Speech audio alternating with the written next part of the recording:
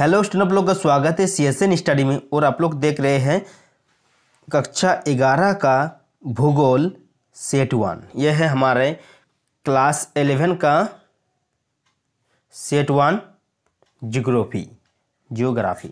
तो यह सेट 1 है हम लोग, तो इसको हम लोग आज कंप्लीट करने वाले हैं। तो इससे पहले यही चीज़ कहना चाहते हैं कि मेरे चैनल में नए हैं तो सब्सक्राइब कीजिए, लाइक कीजिए और शेयर कीजिए अपने दोस्तों में। और आपके लिए जो कमेंट बॉक्स खुला हुआ है, कमेंट कर सकते हैं। यदि कहीं आप लोग का दिक्कत होता है तो आप मेरे चैनल में कमेंट कर सकते हैं, तो आप लोगों का वीडियो बनाकर उसका निवारण किया जाएगा। तो चलिए जानते हैं पहले क्या है। आप लोग को 40 क्वेश्चन दिया जाएगा। 40 क्वेश्चन में 40 अंक दिया जाएगा। उस समय तो जान ही रहे आप कितना दिया जाएगा समय, 1 घंटा 30 मिनट, मतलब 1.5 घंटा का आप लोगों को समय दिया जाएगा।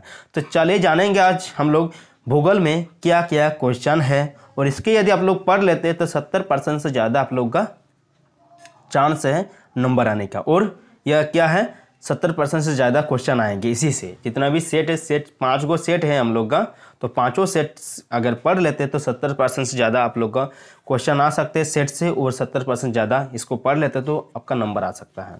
तो चलिए जानते हैं हम लोग कि पहला क्वेश्चन क्या है हमारा, कि पृथ्वी का आकार का संबंध निम्नलिखित में से किससे है। तो इसका आंसर हो जाएगा कि भूआब, नाशपाती, नारंगी, सेब। तो इसका आंसर होगा हमारे लिए ख नंबर।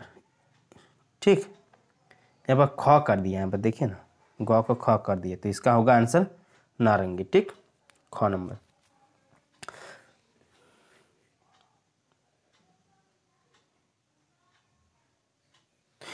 तो एक का ख, यहाँ पर ग होना चाहिए तो वहाँ पर।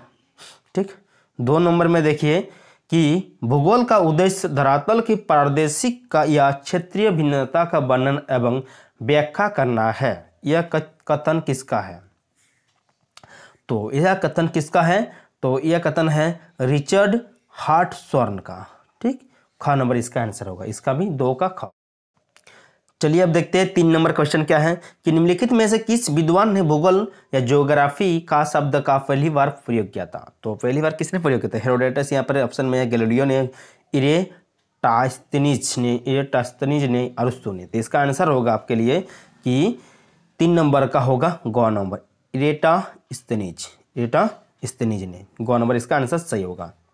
ठीक, उसके बाद देखिए चलिए 4 नंबर क्वेश्चन क्या है, पृथ्वी की उत्पत्ति के संबंध में एक प्रारंभिक एवं लोकप्रिय मत ज्वारीय परिकल्पना किस विद्वान द्वारा दिया गया।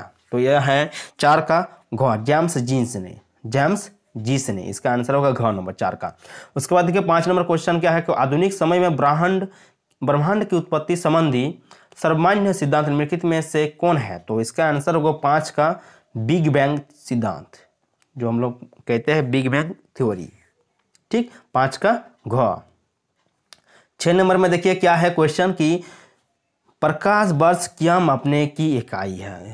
खगोलीय दूरी, स्थल पर दूरी, समय मापने की, प्रकाश की गति। तो प्रकाश वर्ष किसकी मात्रक है, तो इसका आंसर होगा हमारे लिए खगोलीय दूरी है। प्रकाश वर्ष क्या मापने की इकाई है, खगोलीय दूरी की मापने के लिए। ठीक, 6 का क। 7 नंबर में देखिए क्या है क्वेश्चन, कि वर्तमान में सौरमंडल में कितने ग्रह है। तो 6, 8, 10, 12। तो इसका आंसर तो जान ही रहे, तो 6 तो नहीं होगा, 10 भी नहीं होगा, 12 भी नहीं होगा। तो आप लोग कर दीजिएगा कमेंट बॉक्स में, आप लोग के लिए खुला हुआ है 7 नंबर का आंसर क्या हो सकता है। 7 नंबर में वर्तमान में सौरमंडल में कितने ग्रह है। ठीक, इसका आंसर आप लोग दीजिएगा 7 का कितना होगा। उसके बाद देखिए भूतल पर वह बिंदु जो भूकंप के उद्गम केंद्र के समीपतम होता है। तो इसका ऑप्शन में दिया हुआ है कि भूकंपीय केंद्र, अधिकेंद्र, अभिलेखीय केंद्र, भूकंपीय उद्गम केंद्र। तो इसका आंसर हो जाएगा 8 का आपके लिए अधिकेंद्र। ठीक, ख नंबर इसका आंसर है 8 का ख। उसके बाद देखिए 9 नंबर में सुनामी से सर्वाधिक क्षति किस क्षेत्र में होती है। तो इसका 9 का आंसर हो जाएगा स्थल के आंतरिक भाग की क्षति होती है, स्थल के आंतरिक भाग। ग नंबर इसका आंसर होगा 9 का। 10 नंबर में देखिए क्या है, भूपृष्ठ में सर्वाधिक मात्रा में कौन सा तत्व पाया जाता है। तो 10 का हो जाएगा आपका ऑक्सीजन। भूपृष्ठ में सर्वाधिक मात्रा में कौन सा तत्व पाया जाता है, तो ऑक्सीजन होगा। यदि गैस कहा जाता है तो क्या कहते हैं हम लोग, नाइट्रोजन को मारते ना, यहाँ पर नाइट्रोजन नहीं है, तो यहाँ पर तत्व कहा गया, तो ऑक्सीजन पाया जाता है सबसे ज़्यादा। तो उसके बाद देखिए 11 नंबर में निम्नलिखित में से कौन भूगर्भ की जानकारी का प्रत्यक्ष साधन है? तो इसका आंसर होगा 11 का ख नंबर, गुरुत्वाकर्षण बल। भूगर्भ की जानकारी का प्रत्यक्ष साधन है गुरुत्वाकर्षण बल, 11 का ख। 12 नंबर में देखिए क्या है कि महाद्वीपीय विस्थापन सिद्धांत 1912 में किसने प्रस्तावित किया था? तो इसका आंसर होगा, किसने प्रस्तावित किया था 1912 में? तो 12 का अल्फ्रेड वेगनर ने। क नंबर इसका आंसर होगा, 12 का क। उसके बाद देखिए 13 नंबर में निम्नलिखित में कौन सक्रिय ज्वालामुखी के उदाहरण है? तो 13 का हो जाएगा आपके लिए कि फ्यूजियामा, ठीक, ख नंबर इसका आंसर होगा, 13 का ख।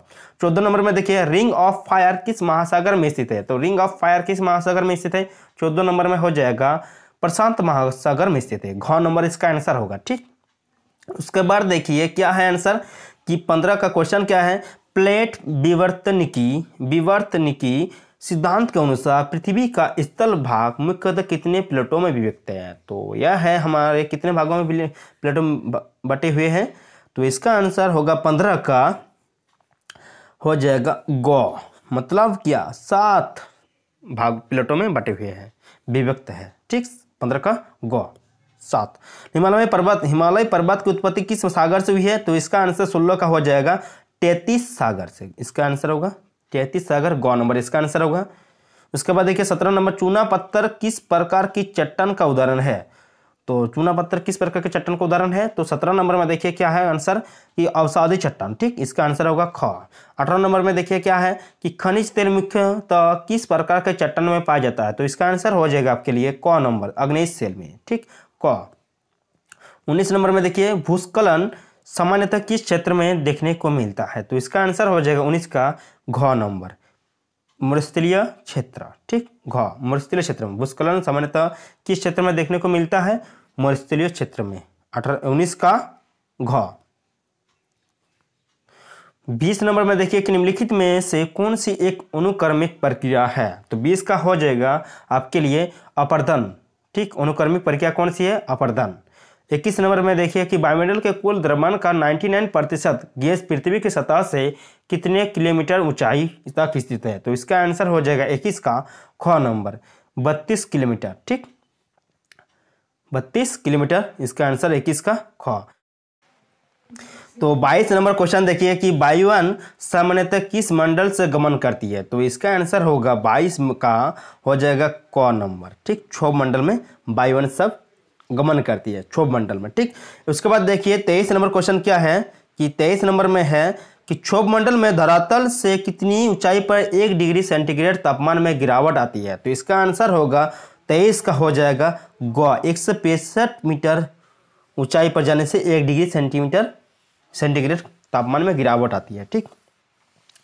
उसके बाद देखिए 24 नंबर में निम्नलिखित में से कौन सी गैस वायुमंडल में सबसे अधिक मात्रा में मौजूद है? तो यहाँ पर कहा गया है गैस, देखिए, तो इसका आंसर होगा जब कहा जाएगा गैस तब होगा नाइट्रोजन। हमें अभी बताया कि जो उसमें तत्व कहा गया था ना, तत्व कहा जाएगा तो ऑक्सीजन है, ठीक, ऑक्सीजन, हाँ। और यदि कहा जाए तो गैस कहा जाए तो ख नंबर इसका आंसर होगा, ख मतलब नाइट्रोजन गैस सबसे ज़्यादा मात्रा में है वायुमंडल में। उसके बाद देखिए 25 नंबर क्वेश्चन क्या, वह वायुमंडल परत जो मानव जीवन के लिए सबसे अधिक महत्वपूर्ण है? तो इसका आंसर होगा 25 का हो जाएगा समताप मंडल, ठीक, क नंबर इसका आंसर होगा 25 का क। उसके बाद देखिए 26 नंबर में किस मंडल में सभी मौसमी क्रियाएं घटित होती है? तो 26 का हो जाएगा क्षोभ मंडल में, ठीक, क नंबर 26 का क। उसके बाद देखिए 27 नंबर क्या है, किस मंडल में रेडियो तरंगे वापस लौट आती है, ठीक, किस मंडल रेडियो तरंगे वापस लौट आती है? तो यहाँ पर दिया हुआ है क्या 27 नंबर में कि क्षोभ मंडल, समताप मंडल नहीं होगा, मध्य मंडल नहीं होगा और समताप मंडल भी नहीं होगा, तो बाह्य मंडल भी नहीं होगा। तो यहाँ पर ऑप्शन में गलत दिया हुआ है, तो इसका आंसर होगा आयन मंडल, ठीक, आयन मंडल। आयन मंडल में क्या होगा? रेडियो तरंगे वापस लौटाती है। 27 का आयन मंडल होगा, ठीक, ख्याल रखिएगा आपको यदि पूछा जाए तो। 28 नंबर में बता दिए कि वायुमंडल में मौजूद जल वाष्प की वास्तविक मात्रा को क्या कहा जाता है। तो 28 नंबर का आंसर होगा ख, मतलब निरपेक्ष आर्द्रता। 28 का ख, निरपेक्ष आर्द्रता। 29 नंबर में देखिए धूम कोहरा, धूम क्या है, धूम कोहरा सामान्यतः कहाँ बनता है।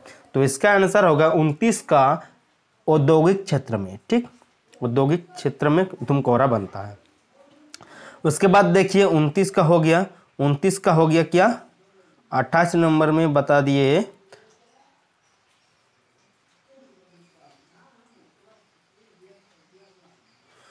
30 नंबर में देखिए अब 30 नंबर क्वेश्चन क्या है, इनमें कौन सा बादल सबसे अधिक ऊंचाई पर बनती है। तो सबसे ऊंचाई पर कौन सा बादल बनती है, तो इसका आंसर होगा 30 का हो जाएगा आपके लिए पच्छाप बादल। ठीक, कौन सा बादल बनते हैं, पच्छाप बादल, कपासी बादल, स्तरीय बादल। इसका आंसर होगा पच्छाप बादल, क नंबर इसका, 30 का क। उसके बाद देखिए 31 नंबर में क्वेश्चन क्या है कि संवहनीय, थोड़ा जूम ज़्यादा हो गया ना, कि संवहनीय वर्षा मुख्यतः किस क्षेत्र में होती है। 31 का हो जाएगा आपके लिए ग, विषुवतीय क्षेत्र में, विषुवतीय क्षेत्र में, ग नंबर इसका आंसर होगा विषुवतीय क्षेत्र में। उसके बाद 32 नंबर देखिए मानव के लिए वायुमंडल का सबसे महत्वपूर्ण घटक निम्नलिखित में से कौन सा है। तो 32 का हो जाएगा क, जल वाष्प। ठीक, 32 का हो गया जल वाष्प, क नंबर। 33 नंबर में देखिए क्या है, निम्नलिखित में से वो प्रक्रिया कौन सी है जिसके द्वारा जल द्रव से गैस में बदल जाता है। 33 का हो जाएगा ख, वाष्पीकरण। ठीक, जल द्रव से गैस में बदल जाती है तो इसको क्या कहते हैं हम लोग, वाष्पीकरण कहते हैं ना। 33 का ख।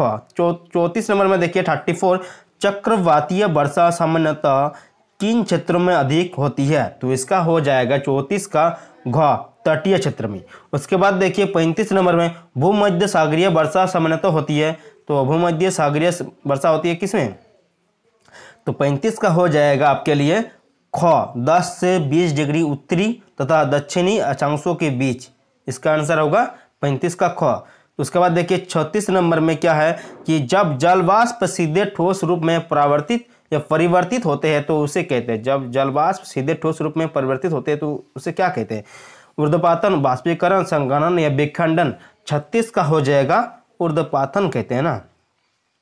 जल वाष्प क्या होता है, ठोस में परिवर्तित हो जाए, गैस से डायरेक्ट ठोस में जैसे ही बदलता है उसे क्या कहते हैं हम लोग, ऊर्ध्वपातन कहते हैं। उसके बाद 36 नंबर हो गया। 37 नंबर में देखिए क्या है, जैव विविधता का संरक्षण निम्न में किसके लिए महत्वपूर्ण है। 37 का हो जाएगा सभी जीवधारी, सभी जीवधारी, 37 का ग। उसके बाद देखिए 38 नंबर में भारत में वन्य जीव सुरक्षा अधिनियम कब पारित किया गया था। तो 38 का हो जाएगा 1972 ईस्वी में, ख नंबर इसका आंसर होगा 38 का ख। उसके बाद देखिए 39, जिन क्षेत्रों में प्रजातीय विविधता अधिक होती है उस विविधता वाले क्षेत्र को क्या कहते हैं। तो 39 का हो जाएगा हॉट स्पॉट। जिन क्षेत्रों में प्रजातीय विविधता अधिक होती है उस विविधता वाले क्षेत्र को क्या कहते हैं, हॉट स्पॉट, ग नंबर इसका आंसर होगा। और लास्ट आखिरी क्वेश्चन है, इससे पहले मैं एक ही चीज़ करना चाहता हूँ, मेरे चैनल में नए हैं तो सब्सक्राइब कीजिए, लाइक कीजिए और शेयर कीजिए। और आप लोगों के लिए जो कमेंट बॉक्स है खुला हुआ है। यह है हमारा लास्ट क्वेश्चन। 40 नंबर क्वेश्चन क्या है, रियो डी जेनेरियो पृथ्वी सम्मेलन कब हुआ था। तो इसका आंसर हो जाएगा 40 का 1992 ईस्वी में। मतलब क्या 1992 ईस्वी में क्या हुआ था, रियो डी जेनेरियो पृथ्वी सम्मेलन का आरंभ किया गया था। मतलब कब हुआ था, इसका 1992 ईस्वी में। तो यही था लास्ट क्वेश्चन। तब मिलते हैं अगले वीडियो में, तब तक के लिए जय हिंद।